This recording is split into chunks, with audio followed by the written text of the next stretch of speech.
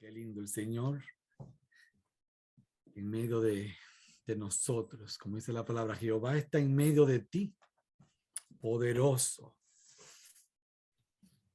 Y yo he recibido mucho en los últimos tiempos y no pensaba que iba a compartir esta palabra, pero es lo que he sentido. Y cuando vino el hermano Andrés, la confirmó. No lo hablamos, él lo habló y me quedé tan impresionado que no, ni siquiera pude decirle, yo estoy recibiendo eso. Hace exactamente los que saben de matemáticas que me ayudan. Yo creo que 1517 años, creo,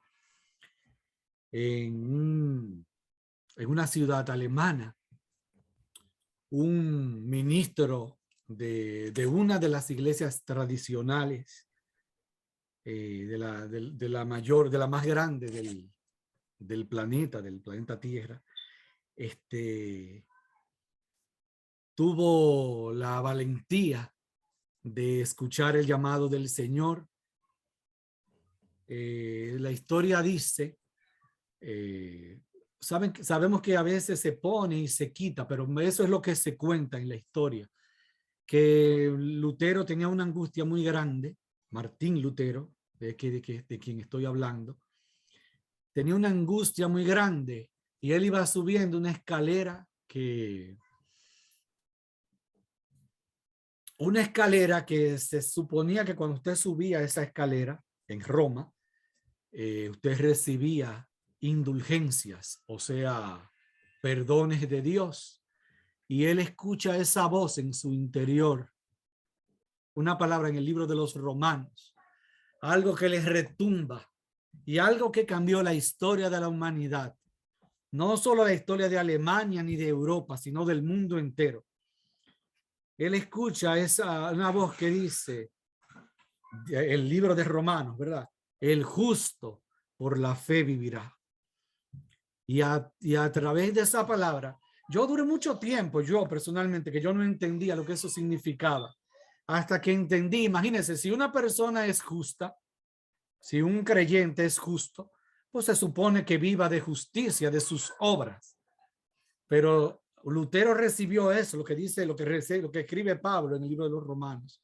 El justo por la fe vivirá. Imagínese usted, el justo vivirá por la fe. ¿Qué será el que no es justo? Entonces, ¿por qué va a vivir?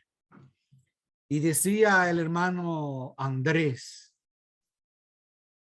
que en medio de aquel mundo de tiniebla, que tenemos que ver la realidad que se movía en aquel tiempo, un poquito más objetivamente de la que le hemos visto hasta ahora, porque siempre hemos dicho que la iglesia católica, y que la iglesia católica, y no era la iglesia católica, era la iglesia, los creyentes los que estaban en tinieblas, porque nosotros hemos aprendido a desasociarnos de esa realidad.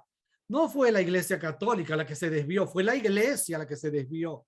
El cuerpo de Cristo se desvió y de ese desvío fue que nacieron ese montón de doctrinas heréticas. Y parece mentira que 1517 años después, o más o menos, nosotros estamos viviendo que el pueblo de Dios se ha vuelto otra vez en cierta forma a lo mismo, y yo me atrevería a decir que a veces hasta peor. Le voy a dejar algunos versos que no lo vamos a leer ahora porque no tengo, por razones de tiempo. En Primera de Samuel 2 dice Ana, no hay roca, no hay otra roca. En el Salmo 94, en el verso 22 dice también, mas Jehová ha sido por refugio, me ha sido por refugio y mi Dios por roca de mi confianza. Y también habla de la roca en Isaías 26:4. Habla de la roca en 2 de Samuel 22:32. Y en el Nuevo Testamento, en Mateo 16:18, cuando Jesús habla de la roca. El Señor ha estado moviendo mi corazón a través de una canción de Paul Laroche. No sé si se pronuncia así, si es Paul Laroche o Paul Laroche, como sea. Y él dice, es una canción muy popular de él que habla de la roca eterna. La canción dice, la roca, dice, no hay roca como nuestro Dios. No hay otro nombre digno de adorar. La roca de salvación que no puede moverse, se mueve a sí misma como fiel y verdadera. Y eso fue lo que pasó en época de Lutero. Esto hay que aclararlo, mis hermanos. O sea, la roca que es Dios, la roca de los siglos, que claramente lo vemos en Isaías 28:16, donde dice, he aquí pongo por fundamento, y habla de esa roca. Y la roca es Dios mismo. Ya en el Nuevo Testamento vemos que la roca es Cristo, pero en el Antiguo Testamento no es que no fuera Cristo, sí era Cristo, pero no había sido completamente revelado. Pero en esa canción de Paul Laroche me ministra mucho porque dice, esa roca no puede moverse. Esa roca no puede moverse, no puede moverse, pero ella se ha movido a sí misma. Y eso fue lo que pasó en la época de Lutero y lo que pasa en todas las épocas. Nosotros podemos ministrar a Dios y pedirle al Señor que vengan nuevos tiempos. Pero la realidad es que la roca no se mueve por nada que nosotros hagamos ni dejemos de hacer, sino que Él se mueve a sí misma. Esa roca se mueve a sí misma. Y es un error grave en el que nosotros hemos caído, creyendo que nosotros somos los que movemos a Dios. Y es lo contrario. Dios nos mueve a nosotros. Cuando vienen esos tiempos de grande avivamiento, que vienen de vez en cuando, vienen ¿por qué? Porque Dios es que lo trae. Dice en el libro de Nehemías, y Dios se movió, despertó el espíritu de Nehemías. ¿Verdad? No fue que Nehemías tuvo, hay que sentir, tuvo Nehemías, no, sino que el Señor despertó el espíritu de Nehemías. De nosotros no sale nada bueno y eso es muy importante entenderlo. Vamos a ver de esa roca que en 2 de Timoteo 3:16, nosotros siempre hablamos mucho de Juan 3:16, ¿verdad? Que es precioso el verso de Juan 3:16. Pero en 2 de Timoteo 3:16 habla de lo que son las escrituras, ¿verdad? ¿Qué son las escrituras? Vamos a buscarlo. 2 de Timoteo 3:16.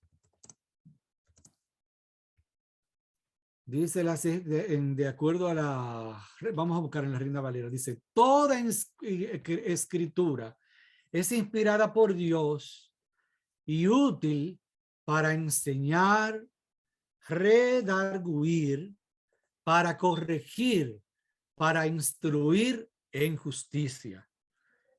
Entonces, amados, donde yo quiero hacer el énfasis es en que las escrituras son inspiradas por Dios. ¿Y qué significa esto? Inspirada significa Yo digo que es como si uno tomara una bolsa de papel o de plástico, lo que sea, y uno hace así. Y entonces lo que se recoge de ahí tiene mi ADN, tiene mi esencia. Esas son las escrituras. Las escrituras, dice, todas las escrituras, toda la escritura es inspirada por Dios.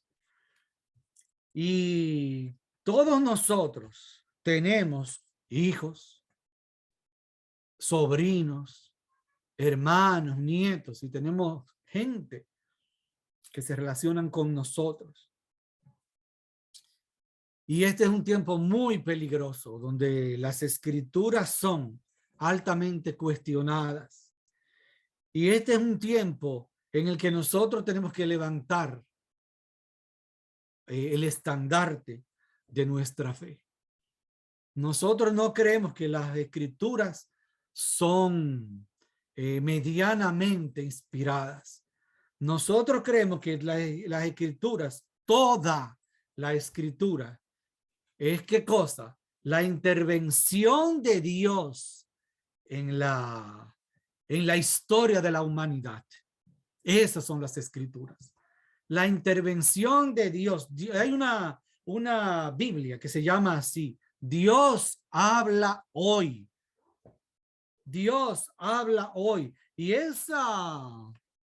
ese conjunto de libros que nosotros hoy tenemos en nuestras manos, lo tenemos gracias, pero por supuesto, primero al Señor, que fue quien inspiró su palabra. Y segundo, ¿a quién? A hombres que Dios inspiró desde el Génesis hasta el Apocalipsis. Nosotros vemos que Dios inspiró a esos hombres. No fue que hablaron de su cuenta, sino que Dios le hablaba a esos hermanos en la fe, desde Moisés, que fue el que escribió los primeros 5 libros. Y me ministra mucho ese concepto que vino en la Reforma, que es la sola escritura. Nosotros no somos solo escritura, no, porque nosotros creemos. Yo sí dijo ahorita que ella vino a mi casa y eso no está en la escritura, ¿verdad? Yo sé que George Washington es uno de los padres fundadores de los Estados Unidos y José Martí en Cuba, y eso no está en la escritura. Nosotros no somos solo escritura. Nosotros lo que somos es sola escritura, que es diferente. Nosotros, ¿por qué aprendemos y nos corregimos? A veces predicamos cosas y nos damos cuenta, pero es que en Israel habían 2 ciudades que tenían el mismo nombre y nos corregimos. Lo que creemos es que cuando decimos sola escritura, es que solo las escrituras son inspiradas por Dios. Eso es lo que nosotros creemos. Y que todo lo demás son nuestras opiniones, que no hay la autoridad, la tiene la palabra. Solo la palabra tiene autoridad. Solo la palabra. Por eso nosotros decimos cosas ahora y después oímos los divididos y mira, eso es incorrecto y no tenemos ningún problema para corregirnos.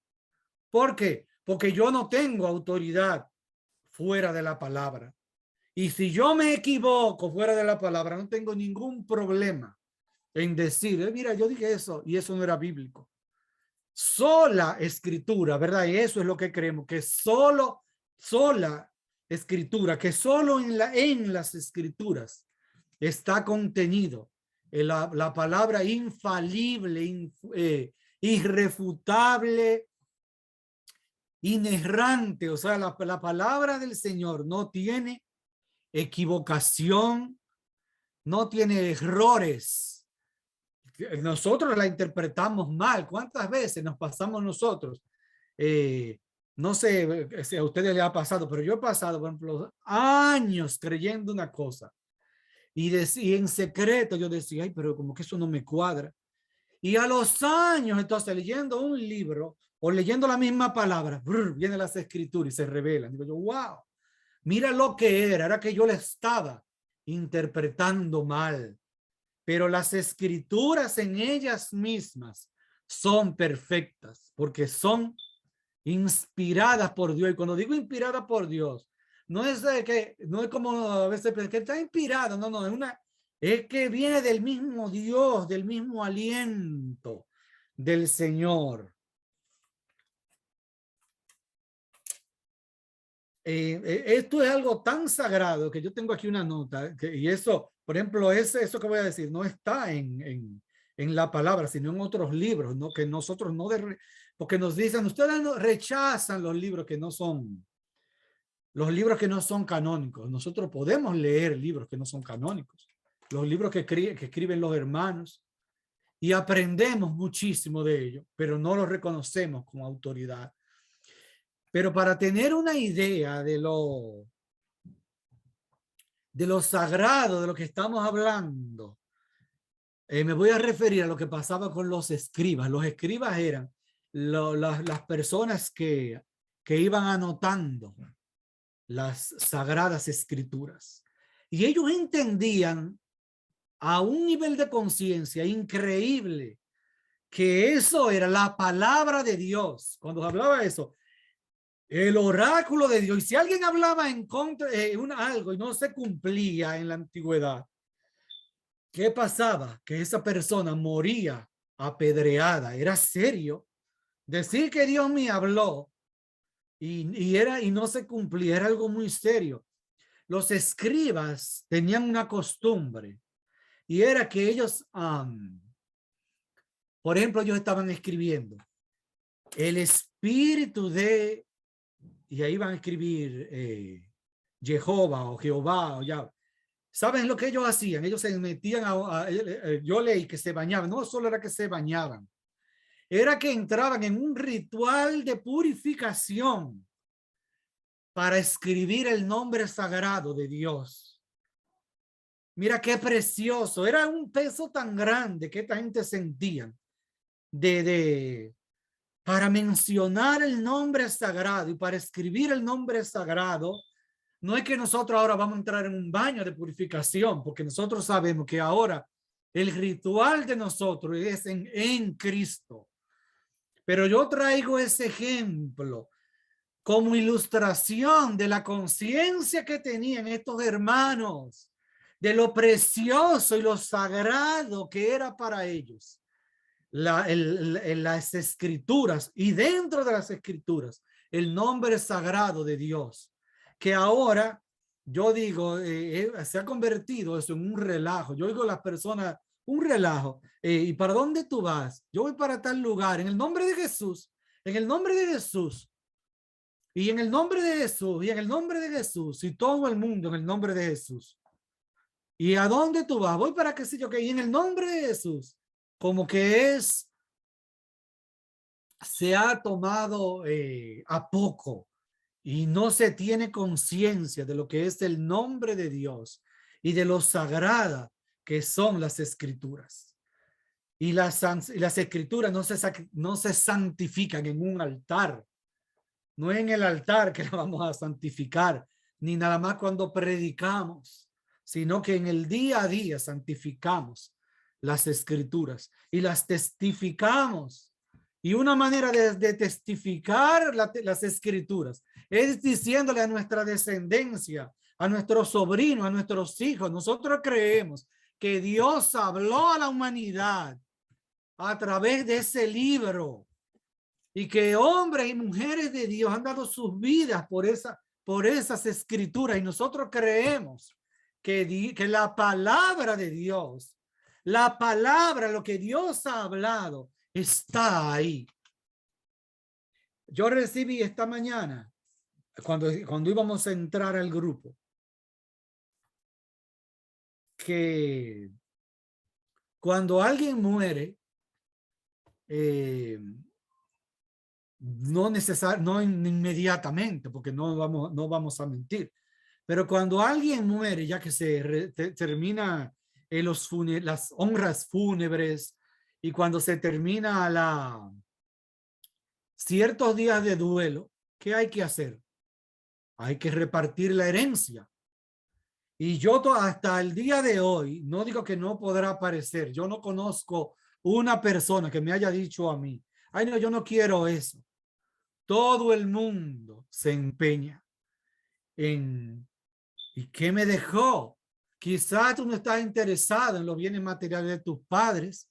Quizás tú no quieres, como me dijo una amiga, una española, ella se llama Tony, y Tony me dijo a mí, mira, la herencia mía, yo entendí que yo debía dársela a mi hermana, porque ella y sus hijos fueron los que cuidaron a nuestros padres en España, pero ella hizo algo, ella se interesó, y ella me trajo a mi lugar de trabajo un libro precioso con la historia de su apellido y con muchas imágenes yo no sé cómo le dicen en España, nosotros le decimos a eso finca, es donde recuerdan cómo tenía Olga, la hermana Olga Ortiz, un paisaje de unas ovejas, ¿verdad? Como un lugar así tenía ella, donde había ovejas, donde había un pozo, era una propiedad muy linda. O sea que ella entendía que esa era su herencia. Su herencia, dice, la herencia que yo le doy a mis hijos es esto, que ellos sepan cuáles son, de dónde vienen, lo linda que es la historia familiar, quiénes eran sus abuelos en España. Eso es precioso. Entonces, nosotros hemos recibido una herencia que dice la palabra que es incorruptible y que es en los cielos. Pero aquí en la tierra, ya nosotros hemos recibido una parte de esa herencia.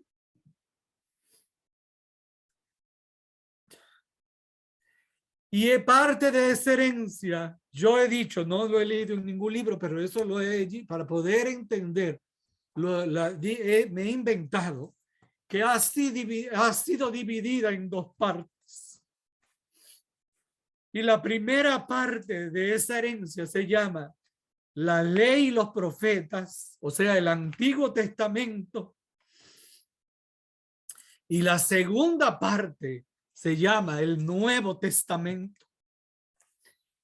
Y si cualquier persona muere o sabe que alguien murió, porque si a mí me dicen, murió tu papá o murió tu mamá o quien sea, y yo sé que yo tengo herencia, lo primero, después ya de las honras fúnebres, como yo dije ahorita, que yo voy a averiguar, ¿y qué dice el testamento? ¿Verdad? ¿Qué dice el testamento? Nosotros tenemos dos testamentos aquí. La herencia que Dios nos ha dado a nosotros. Dios nos ha dado dos grandes herencias. Dos grandes herencias. Su palabra, ¿verdad? En la ley y los profetas. Y su palabra en Cristo. Y Pablo lo habla precioso en diferentes libros.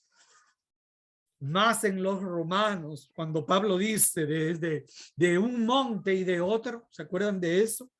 Que habían dos montes, el primer monte que fue el de Moisés, donde vino la ley. ¿Cómo yo sé que es un testamento? A través del libro de Ruth, lo sé. Buscando, yo le conté cuando empezó el grupo en esa misma semana, ya aparece otra palabra, pero yo aprendí eso, que Moisés cuando trae las leyes, las tablas de la ley, yo creo que la hermana Olga lo trajo también hace poco, cuando Moisés trajo las tablas de la ley, cuando Dios, mejor dicho, le da las tablas de la ley a Israel, ¿qué es lo que le está dando? Es un contrato de matrimonio. La tabla de la ley era, mira, con esto yo me caso contigo. Y esas tablas de la ley vinieron en un monte, ¿verdad? En ese monte, en el monte que dice la palabra, que vino con fuego. Y era una cosa tan terrible la visión, tan terrible que los hijos de Israel se asustaron. Y ellos dijeron, ay, no, no, no, esto no es con nosotros. Ve tú solo, Moisés, que nosotros no no queremos, no, nosotros estamos asustados, estamos temblando. Y entonces dice, ahora nosotros no nos hemos acercado a este monte. Nosotros nos hemos acercado a un nuevo monte, a Jerusalén celestial, al monte de Sión. Nosotros nos hemos acercado. Y de ese nuevo monte viene es la ley, pero vivificada en espíritu, ¿verdad? No es que ahora los 10 mandamientos fueron abolidos. Eso sería hablar un disparate. No fue que fueron abolidos, sino que tomaron vida en el espíritu de Cristo, ¿verdad? Y Cristo, por eso habla que la novia del Cordero, eso es precioso, viene. Hay una palabra que a mí me ministra mucho, que fue Jesús. Ya Jesús cerca de la muerte, ya. Él se dado, el Jehová, el Dios de Israel, le había dado una ley a los judíos. Y Jesús le dice a los discípulos, les doy un nuevo mandamiento. ¿Qué cosa tan preciosa? Un nuevo mandamiento os doy. Que os améis unos a los otros como yo os he amado. Pero ¿quién puede tener esa autoridad sino Dios mismo? Tener autoridad de darnos un nuevo mandamiento. Si Moisés nos dio Moisés prácticamente no lo hizo, como decir, simbólicamente copió. Moisés no dio nada. Moisés lo que trajo fue lo que Dios le había dado y se lo entregó al pueblo. Pero Cristo, el que bajó del cielo, viene él mismo y establece su ley, ¿verdad? Y es precioso, Cristo en la iglesia, Cristo estableciendo, Cristo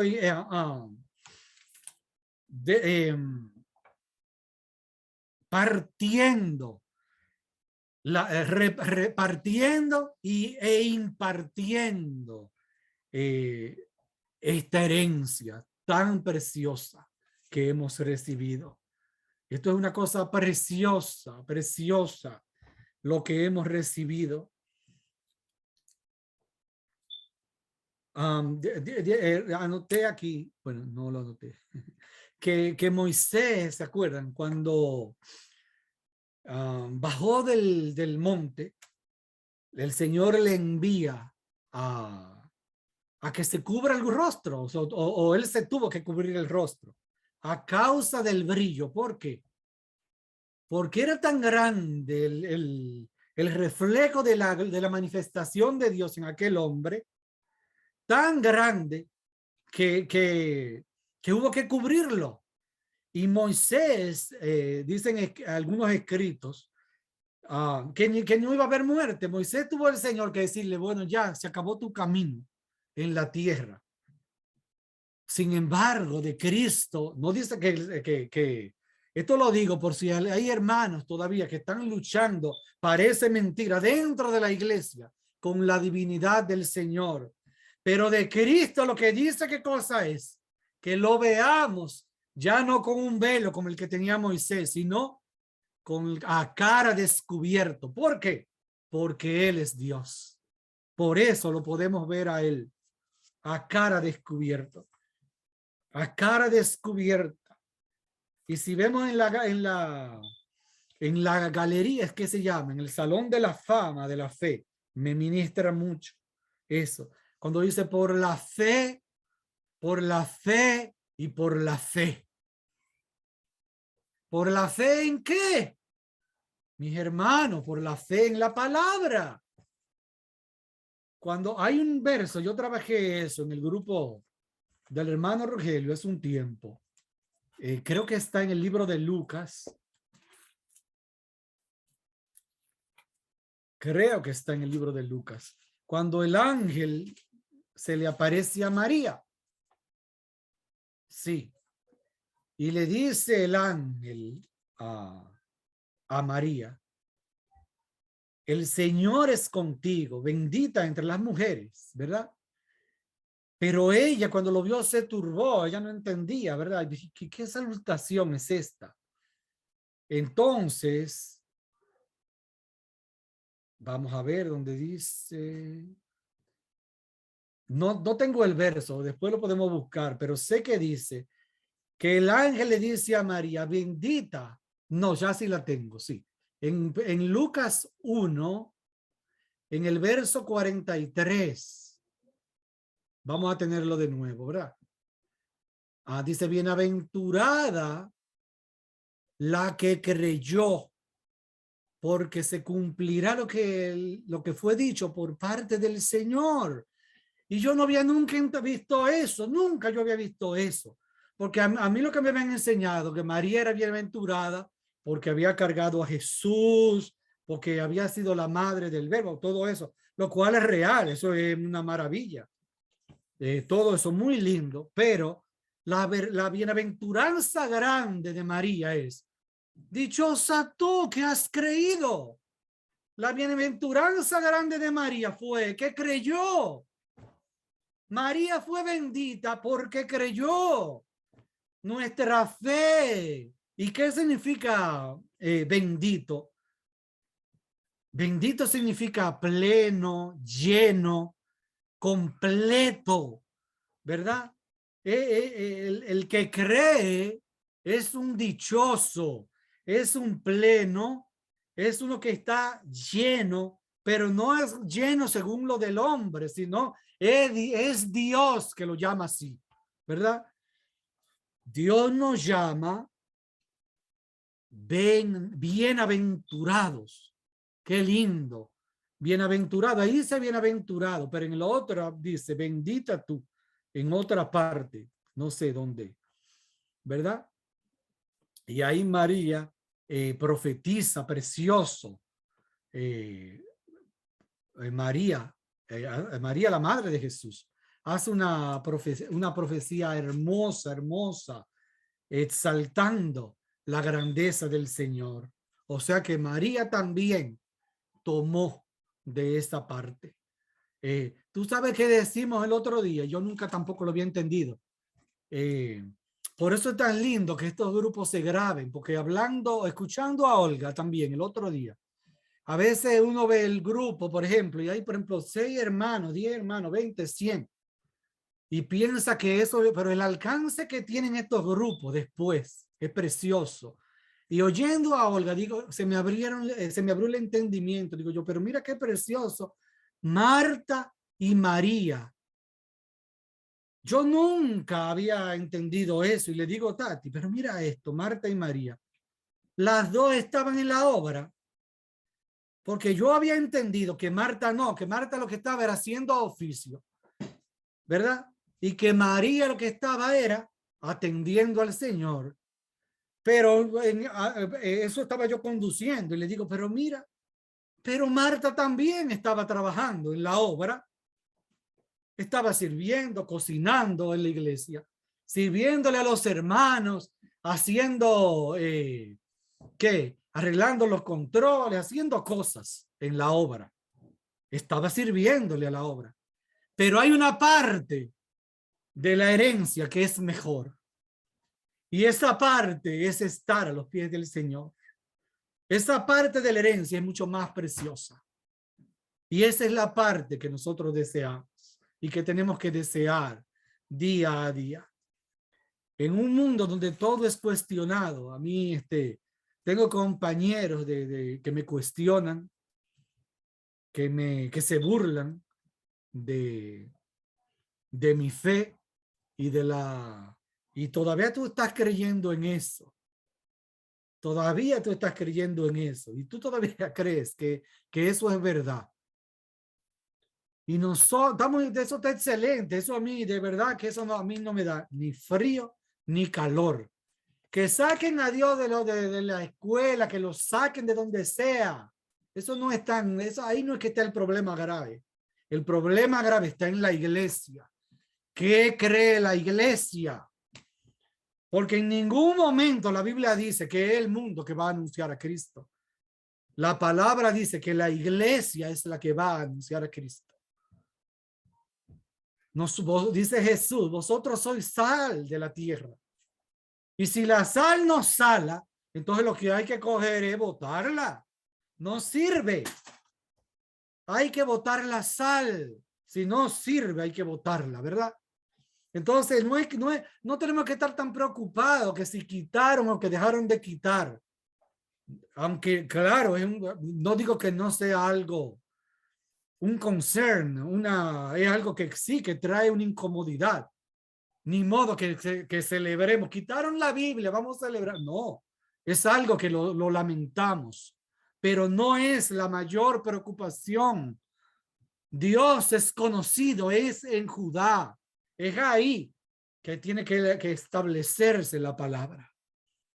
Es en la iglesia. Y yo les comentaba a ustedes, ya casi terminamos, porque siento ya, pero yo les comentaba a ustedes que había una hermana, una muchacha muy querida, que iba con nosotros a la iglesia, a una iglesia aquí, era, en Estados Unidos, y ella cantaba y se movía, y ella llevaba almuerzo cuando se compartía, ¿verdad?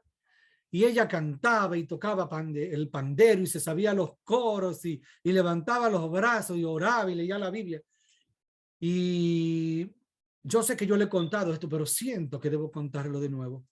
Ella me dice a mí en un momento, se acerca, un día que el culto estaba como muy lindo, muy efusivo. Porque tenemos que también reconocer eso, no todos los cultos son iguales. Hay cultos en los que hay una mayor pasión, en los que el Señor permite derramarse más que en otro. Eso no es mentira. Entonces ese día estaba muy efusivo y ella se me acerca y me dice, Paul, estoy aquí y quisiera que tú me explicaras de qué se trata todo esto. ¿Qué es lo que ustedes hacen en la iglesia? ¿Qué es lo que todo esto significa? Porque yo estoy muy interesada. Y yo me quedé de piedra, yo me quedé mudo, porque ella tiene años ahí cantando, sirviendo, entre comillas, sirviéndole, sabemos que era el hombre, porque ella no había entendido ni pío de la palabra. ¿Por qué pasan estas cosas? Porque a veces el fundamento no está bien establecido. Porque si no pasamos, por ejemplo, el tiempo entero cantando, por ejemplo, o dando testimonio y no damos la palabra, entonces, ¿qué va a pasar? Vamos a crear hermanos endebles en la fe. La palabra debe ser expuesta. No podemos estar edificando en heno y hojarasca. Ahora, ustedes ven esos adornos que tenemos aquí. Por ejemplo, esos adornos son de unas frutas muy lindas que son como las auyamas en la República Dominicana. Yo no sé cómo se llaman en Cuba ni en Puerto Rico.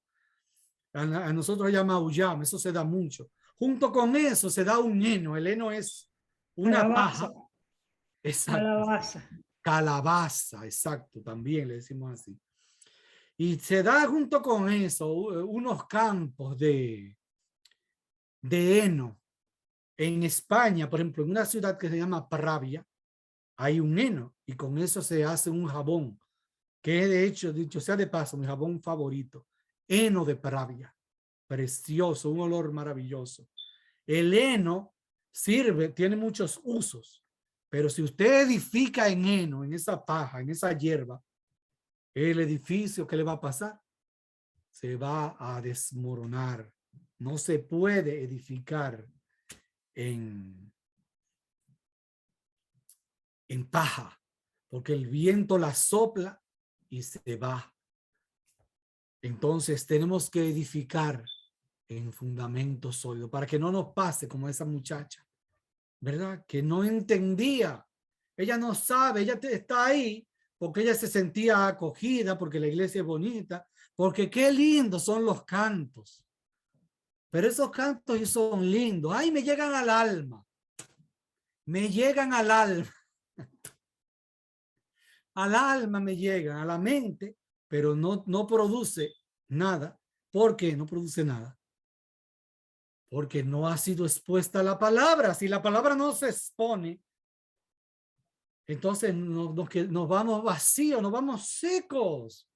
Y vuelvo a decirlo, o sea, yo quisiera como que esto se estableciera en mi vida, En mi vida yo quiero que eso se establezca, que la gente sepa lo que yo creo y lo que cree la iglesia. Que nosotros creemos que, que esos libros 66, ¿verdad? Me corrigen cualquier error que tenga, cualquier disparate, me lo pueden corregir con libertad. Los libros de la ley, los salmos y los libros del Nuevo Testamento, creemos que son la palabra de Dios. Creemos que es herencia que Dios nos ha dado a nosotros, que es un tesoro precioso que nadie nos lo puede arrebatar. Nadie nos puede arrebatar ese tesoro. Y nosotros tenemos que... Hay un ejemplo maravilloso, y con eso sí que termino, que me encanta ese ejemplo que da el pastor Fernández. Él dice que una viejita estaba en medio de una de las guerras de independencia aquí en los Estados Unidos. Y entonces, en medio de la guerra de independencia, la viejita era ya cayéndose, no podía ayudar al combate. Y entonces ella lleva una bandera. Y le dice a uno de los soldados, pero señora, ¿pero qué es lo que hace usted? ¿Usted quiere que la maten? Usted no está colaborando en nada. Y ella dice, no, es que mi intención no es colaborar, ni siquiera dar ánimo. Lo único que yo quiero es que se sepa de qué lado yo estoy. Y eso a mí me ministra mucho. Yo quiero que el mundo sepa de qué lado yo estoy. Creo que las escrituras son inspiradas por Dios. Creo que las escrituras es el testamento de Dios a la tierra. Las escrituras tienen un nombre, Cristo. Creo que las escrituras son la herencia más preciosa que nosotros podemos dar en la humanidad, lo más precioso que nosotros podemos repartir. Y dicen el credo, cuando ustedes saben que la iglesia a principios, todavía en los primeros siglos, se reúne en una ciudad llamada Nicea. Y ahí es que la iglesia establece muchas de las cosas que nosotros creemos, las clarifica. Y una de las cosas más preciosas que dice el credo de Nicea es eso. Y que creo que resucitó al tercer día, según las escrituras. ¿Verdad? Según las escrituras. Porque las escrituras hablaban de él. Porque las escrituras son las que hablan de él. Nosotros no predicamos a Cristo de lo que mi mente nos viene, ni de una visión que yo tuve antes de ayer, aunque no estoy hablando de que sean incorrectas las visiones, porque yo sí he tenido muchas. Yo creo en las visiones, totalmente creo en los dones del Espíritu y no creo que han cesado. Pero todo lo que nosotros creemos debe tener una base en las escrituras, ¿verdad? Que nos afiancemos en esta verdad, que se sepa en tu casa, en tu familia y con tus hijos, que nosotros creemos que las escrituras son la herencia de Dios, que Dios sopló sobre esos hombres e intervino en la vida, no solo de hombres, de mujeres y de niños. Ahí hay un testimonio. La historia de Ruth es una cosa impresionante. Ojalá que un día yo pudiera traer las cosas que el Señor me ha dado. Y habla de eso, de la ley, de lo que significó para esta mujer. Y de cómo caminaron hombres y mujeres en esa palabra. Y hasta estos días, aún con nosotros vemos hermanos en medio de nosotros caminando a la luz de esa palabra. Amén. Les bendigo, mis hermanos.